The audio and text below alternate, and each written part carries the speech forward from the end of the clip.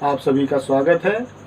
आज हम लोग बात करेंगे इशू ऑफ शेयर्स पर। ये एक ऐसा टॉपिक है जो CBSE board, ISC board, UP board और यहाँ तक कि बीकॉम की क्लासेस में भी यूज़ आता है।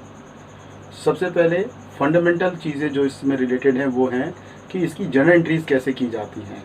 बहुत ही सिंपल्स हैं, बहुत ही सिंपल तरीके से इसको जर्नल एंट्रीज़ की जाती हैं। इसको बढ़िया ढंग से समझने के लिए फंडामेंटल्स जो इसके हैं वो सबसे पहले हम लोग आज बात करेंगे। तो इशू ऑफ शेयर्स की जर्नल एंट्रीज़ क्या क्या हैं।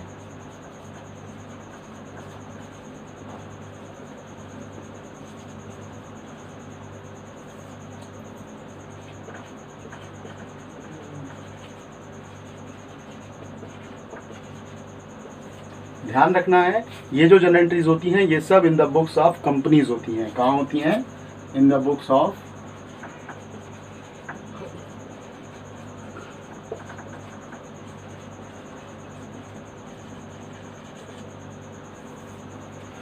ऑफ कंपनी होती हैं। बेसिकली इसके अंदर जो एंट्रीज होती हैं वो 4 कॉल्स होती हैं: एप्लीकेशन, अलॉटमेंट, फर्स्ट कॉल और सेकंड कॉल। ये चारों कॉल्स की जो एंट्रीज होती हैं वो एक एक करके यहाँ पर लिख रहा हूँ, इसको नोट करते जाओ।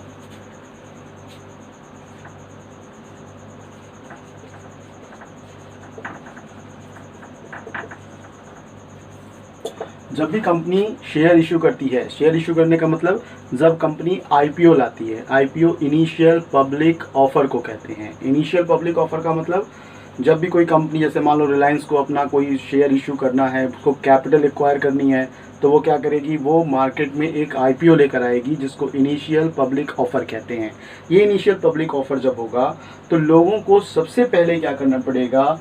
कुछ एप्लीकेशन अमाउंट जो होती है वो यहाँ पर ला करके लोगों को जमा करनी पड़ती है, जिससे पता चलता है कि वो कंपनी का शेयर खरीदना चाहते हैं। तो जब एप्लीकेशन आप जमा करते हैं तो उसकी जो एंट्री होती है वो होती है bank account debit to share application account being ...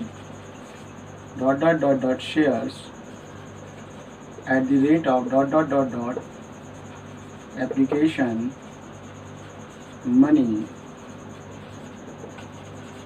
receipt। ये इसकी पहली एंट्री होगी। इसकी जो अमाउंटिंग होगी वो आप अमाउंट के कॉलम में अमाउंट डाल देंगे। फिर इसके बाद इस एंट्री से जब पैसा आ जाता है तो इसको कैपिटल अकाउंट में ट्रांसफ़र किया जाता है, जिसकी एंट्री होती है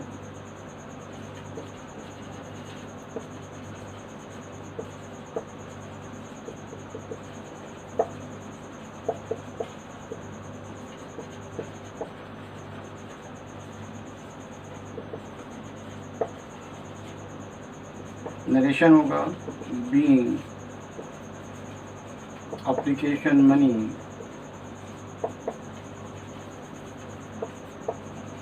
transfer to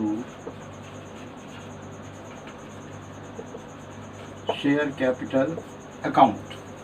एंट्री फिर से देख लो, एंट्री होगी share application account debit to share capital account. Same amount, जो अमाउंट यहाँ पर लिखा है यही अमाउंट यहाँ पर आ जाएगा। स्टार्टिंग की ये 2 एंट्रीज हैं। अब इसके बाद की अगली एंट्रीज को ध्यान देते हैं। क्योंकि ये जगह कम है इसलिए इसको मिटाना पड़ेगा, मिटा करके फिर दोबारा लिखना पड़ेगा।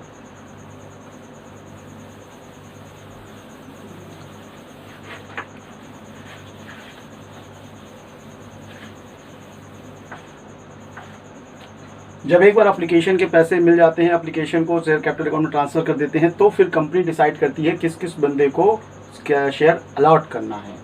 तो किस किस बंदों को शेयर अलॉट करना है, जब ये डिसाइड हो जाता है तो इसके लिए एंट्री होती है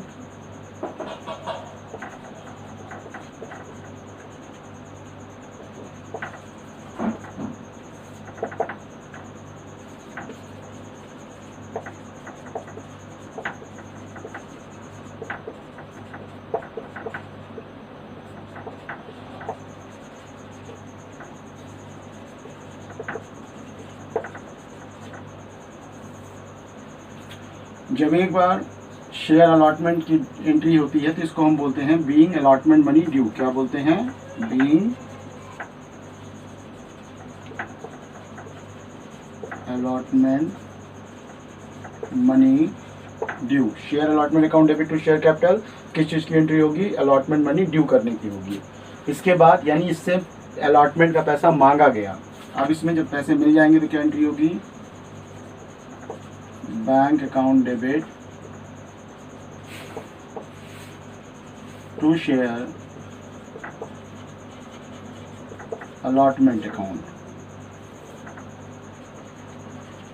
बीइंग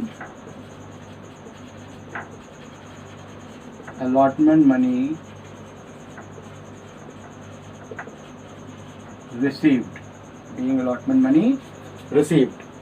इसके बाद जो नेक्स्ट स्टेप आता है वो आता है on first call money due. जो थर्ड कॉल होती है उसको फर्स्ट कॉल बोला जाता है यहाँ पर, तो इसके लिए एंट्री होती है share first call account debit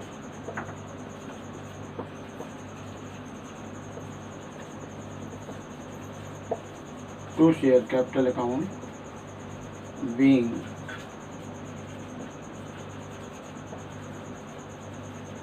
first call money due. अभी कहीं भी मैंने शेयर के नंबर्स नहीं लिखे हैं, अमाउंट के रेट नहीं लिखे हैं, क्योंकि ये केवल फंडामेंटल्स आपको बताने के लिए है। जब क्वेश्चन सॉल्व कराएंगे तो उसमें सारी चीज़ें रहेंगी। फिर उसके बाद होता है on first call money received. पहली एंट्री को छोड़ दो, यानी कि एप्लीकेशन को अगर छोड़ दो तो एप्लीकेशन के बाद जितनी भी एंट्रीज होती है उसमें पहले ड्यू किया जाता है, बाद में रिसीव किया जाता है।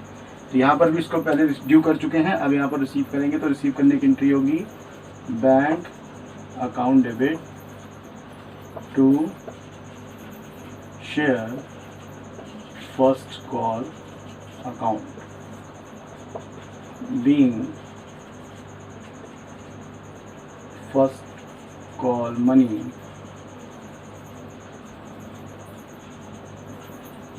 रिसीव्ड। स्टेप लास्ट इसका जो है वो ये है कि कंपनी एक और लास्ट कॉल करती है जिसको हम बोलते हैं share second call due on share second call due. तो on share second call due बिल्कुल इसी तरीके से होगी जैसे फर्स्ट कॉल को किया, वैसे ही शेयर सेकंड कॉल ड्यू को करेंगे। बस क्या हो जाएगा, जहां पर फर्स्ट कॉल लिखा है वहां पर क्या हो जाएगा, शेयर सेकंड कॉल हो जाएगा। तो सेम वही एंट्रीज, शेयर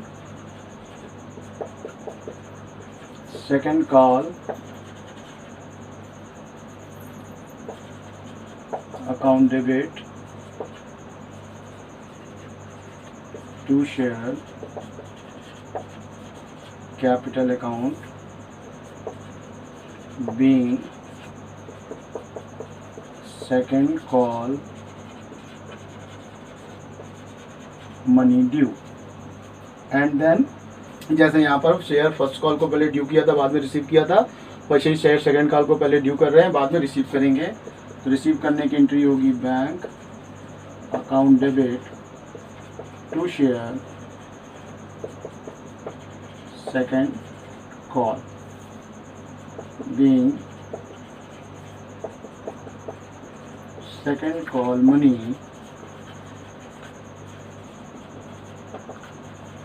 रिसीव्ड। क्या होगा, being second call money received. यहाँ पर गौर करने वाली बात है कि जितनी भी मैंने एंट्रीज बताई हैं ये शेयर इश्यू की एट पार हैं। क्या है ये, एट पार। एट पार का मतलब होता है कि 10 रुपये का शेयर अगर 10 रुपये में ही इशू किया जाता है तो उसको एट पार कहा जाता है। बेसिकली शेयर इशू करने के 3 तरीके होते हैं, at par, at premium, at discount. लेकिन कंपनी अधिनियम यानी कंपनी एक्ट 2013 का जो अमेंडमेंट हुआ है उसके बाद से शेयर डिस्काउंट पर जो इशू होते थे वो ख़त्म कर दिए गए हैं। अब केवल 2 तरीके से इशू होता है, वो क्या क्या होता है, एट पार होता है और एट प्रीमियम होता है। सिर्फ ये 2 तरीके। ये सारी जितनी भी एंट्रीज यहाँ पर लिखी हुई थी और इसके पहले जो एप्लीकेशन वाली थी वो एट पार से रिलेटेड है, यानी कि यहाँ कहीं भी प्रीमियम का नाम नहीं लिया गया। ये गौर करने वाली बात है। कभी कभी शेयर को इशू करते समय कंपनी कुछ खर्चे करने पड़ते हैं, और ये खर्चे केवल तब किए जाते हैं जब शेयर को इशू किया जाता है, तो इसको शेयर इशू एक्सपेंसेस बोलते हैं। तो ये जो शेयर इशू एक्सपेंसेस होते हैं इनकी भी अमाउंट कभी कभी क्वेश्चन में दी रहती है, तो उसके लिए तुम्हें क्या एंट्री करनी है वो भी देख लो। Share issue expenses account debit to bank account being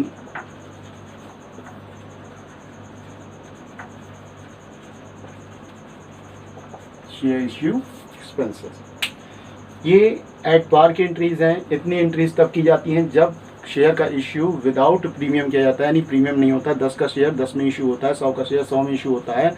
premium का मतलब होता है 10 रुपये का शेयर 10 रुपये से ज़्यादा पर इशू हो।